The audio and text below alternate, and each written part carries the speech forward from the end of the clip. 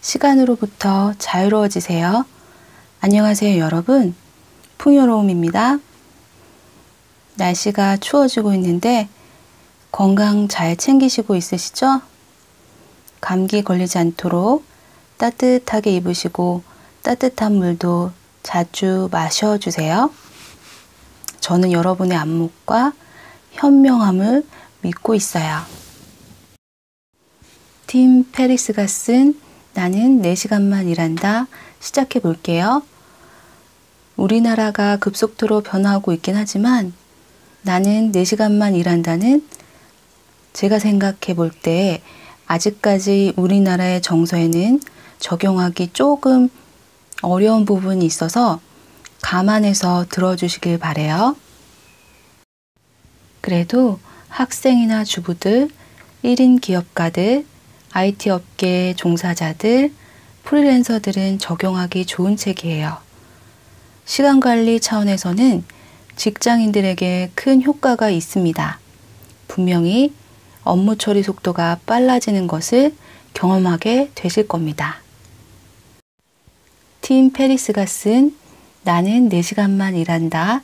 지난 시간에는 저자가 말하고 싶은 주요 내용을 요약해 봤었죠? 여러분이 기억해 두어야 할 것이 무엇이라고 했었죠? 생각나세요? 네, 맞습니다. 시간의 자유를 누리는 것과 수입을 2배로 늘릴 수 있다고 얘기했었죠? 이 책에서 제시하는 방법을 실천하다 보면 시간으로부터 자유로워져서 목표를 이루는데 최소한 시간을 반으로 줄일 수 있고 지금 하는 일에 수입이 2배가 될 수 있다고 저자는 확신했어요. 이 책은 무엇보다 시간관리법은 도움이 많이 돼요. 사업가라면 사업가의 목표는 수입을 증가시키면서 일의 양을 줄이는 것이고요. 만약 영업사원이라면 목표는 실적을 높이면서 시간으로부터 자유로워지는 것입니다. 직장인, 프리랜서, 주부, 학생 모두 공통분모는 시간으로부터 자유로워져서 남는 시간을 자신이 원하는 것을 하는 것이잖아요. 그렇다면 여러분, 자신의 일하는 스타일을 점검해 봐야 돼요. 효과적으로 일하는 스타일이세요? 효율적으로 일하는 스타일이세요? 여기서 효과적이라는 것은 여러분의 목표에 가까워지도록 일하는 것을 말하는 것이고요. 반면에 효율적이라는 것은 그 일이 중요하건 그렇지 않건 가능한 가장 경제적인 방식으로 주어진 임무를 수행하는 것을 말해요. 대부분의 사람들은 효과적인지 아닌지도 생각하지 않은 채 효율적으로만 일하려고 해요. 예를 들면 최고의 방문 판매 사원은 효율적입니다. 방문 판매를 하는데 시간을 낭비하지 않으면서 치밀하고 뛰어나게 일하죠. 하지만 효과라는 면에서 보자면 이메일이나 광고, 우편물 같은 더 나은 수단을 사용하면 더 많이 팔 수 있어요. 직장인들 같은 경우는요, 하루에 30번씩 이메일을 계속 확인하게 되거든요. 정교한 체계를 만들어 이메일 폴더를 정리하며 가능한 한 가장 빨리 할 수 있는 기술을 개발하는 사람에게도 효율적이긴 해도 효과적인 것은 아니에요. 이메일이나 카톡은요, 수신을 알리는 경보를 울리지 않게 설정해 놓고요. 오전 11시나 오후 4시 이렇게 시간을 하루에 2번 정도 정해서요. 그때만 확인하고 한꺼번에 일을 처리하는 것이 더 효과적입니다. 오전 11시와 오후 4시라는 시간대는 여러분이 전에 보낸 이메일에 대한 답을 가장 많이 받을 수 있는 시간대예요. 오전에는 메일 확인보다는 중요하고 급한 업무를 먼저 처리하는 거예요. 오전에는 매일 확인보다는 중요하고 급한 업무를 먼저 처리하세요.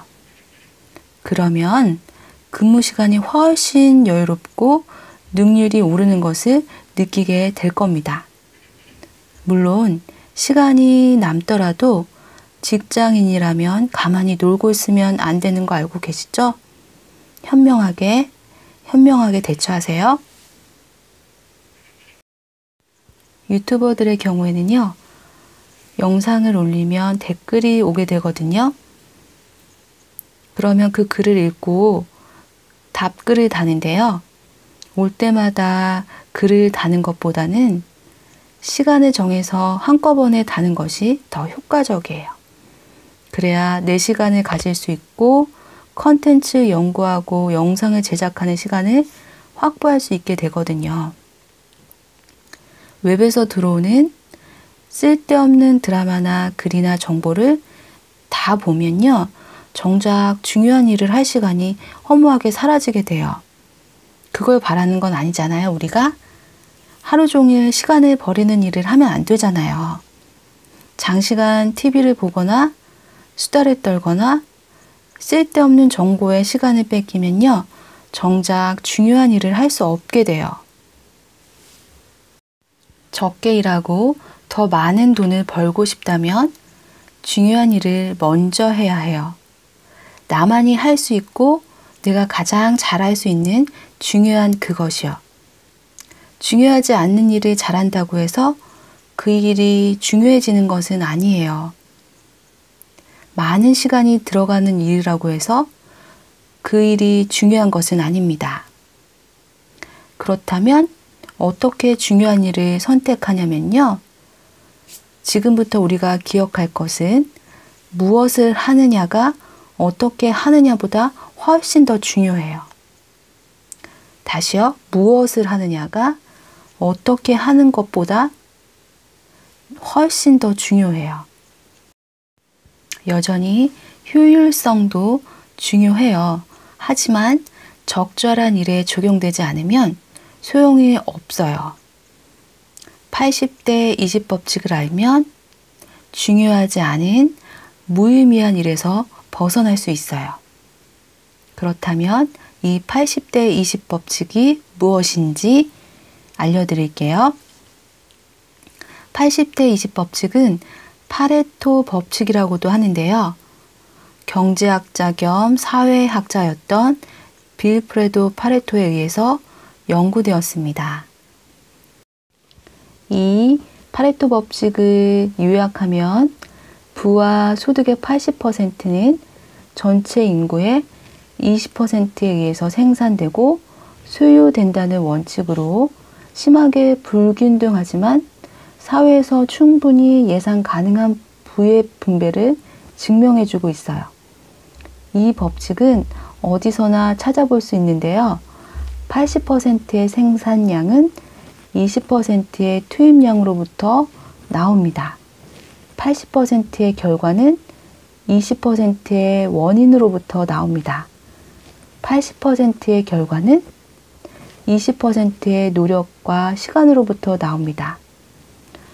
회사에서 결정적인 일을 2시간 만에 했다면 이 2시간의 노력으로 월급을 받는 셈이죠. 80%의 회사 이익은 20%의 제품과 고객으로부터 나옵니다. 많은 제품이지만 2가지의 인기 상품이 있다면 이 인기 상품으로 회사가 운영되는 것이죠. 내가 만약 김밥집을 운영하면 오이김밥, 불고기김밥, 치즈김밥, 무언김밥 등 여러 종류의 김밥이 있지만 참치김밥이 인기라면 참치김밥이 효자 상품인 거예요. 인기 상품이요. 인간관계로 적용하면 알고 지내는 많은 사람 중에 2명이 여러분에게 힘이 되어주고 의지가 된다면요.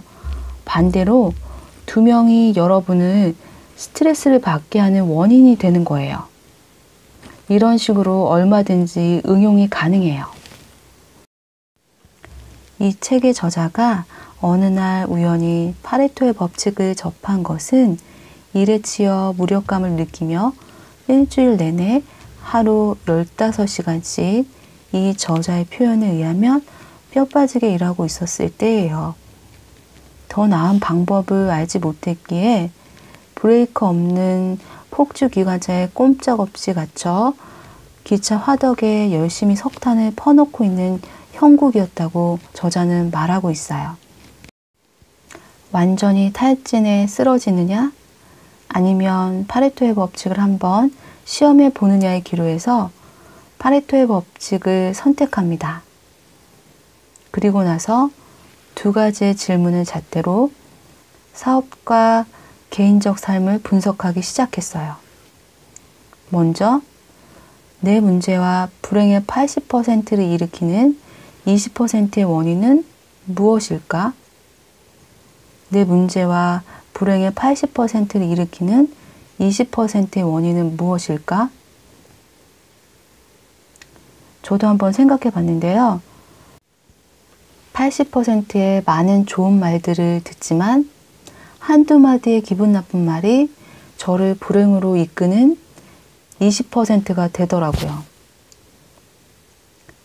두 번째, 내가 원하는 수입과 행복의 80%를 창출하는 20%의 원인은 무엇인가?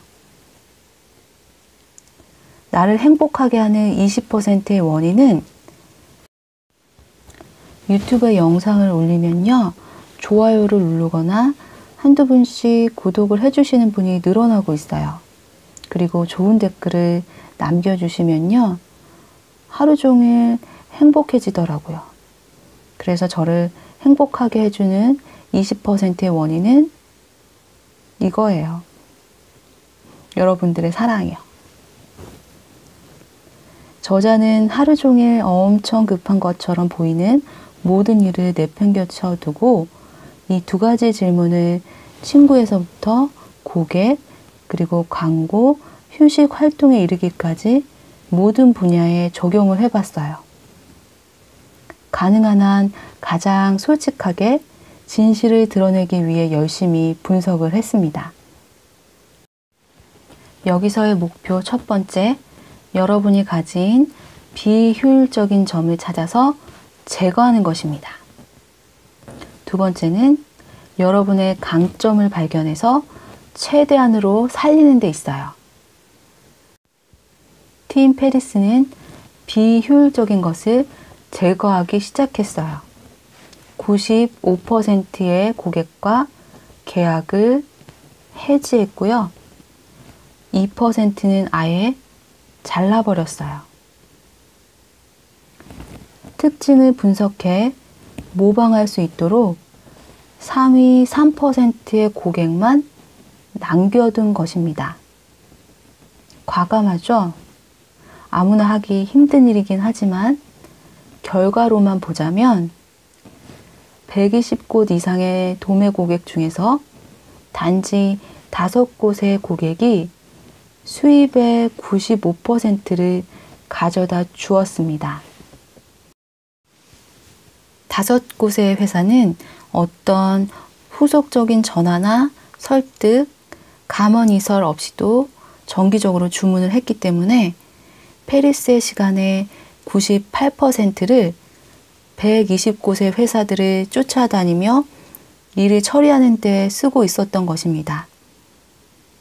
그가 가진 모든 문제와 불만은 이 비생산적인 120곳의 회사, 즉 다수의 고객으로부터 나오고 있었던 것입니다. 그는 이 모든 비생산적인 고객들에게 수동적인 대응 방식을 취하기로 했어요.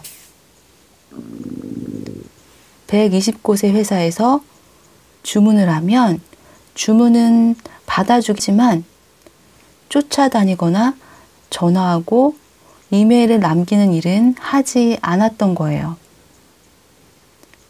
비생산적인 고객을 쫓아다닐 그 시간에 95%의 수익을 가져다 주는 곳, 그 5곳의 회사에 대신 집중하고 서비스를 제공하는 것이죠. 이번에는 10%의 큰 수익을 안겨주지만 페리스에게 자기 혐오에 빠지게 하고 우울에까지 이르게 하는 까다로운 회사 두 곳을 80대 20의 법칙을 대비해 분석해 보니 이 두 곳이 하루 종일 그를 불행하게 만들고 분노를 일으키는 근원이라는 것을 깨닫고는 과감히 그 두 곳을 잘라버렸어요. 그의 자존심과 정신 상태에 미치는 악영향이 아무리 큰 돈을 그에게 가져다 준다 해도 금전적 이득만큼의 값어치가 없다고 결론을 내렸습니다. 이런 경우라면요, 저의 생각도 같습니다.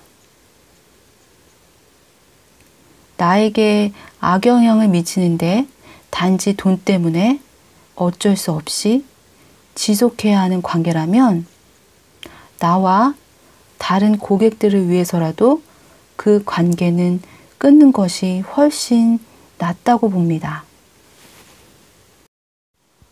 여러분의 정서적인 면, 감정적인 부분, 마음의 여유를 찾아가시면서 더 효과적인 것이 어떤 것인지 80대 20 법칙을 적용해서 자신의 삶을 들여다본다면, 자신의 일을 들여다본다면, 자신의 생활 패턴을 들여다본다면 시간적인 자유는 확실하게 가질 수 있고요. 더불어 수입적인 부분에서도 2배는 따라올 것입니다. 나는 4시간만 일한다. 오늘은 여기까지입니다. 오늘 배운 80대 20 법칙을 잘 적용하세요. 좋아요와 구독 꾹 눌러주시고요. 감사합니다. 행복한 하루 되세요. 다음 시간에 또 만나요.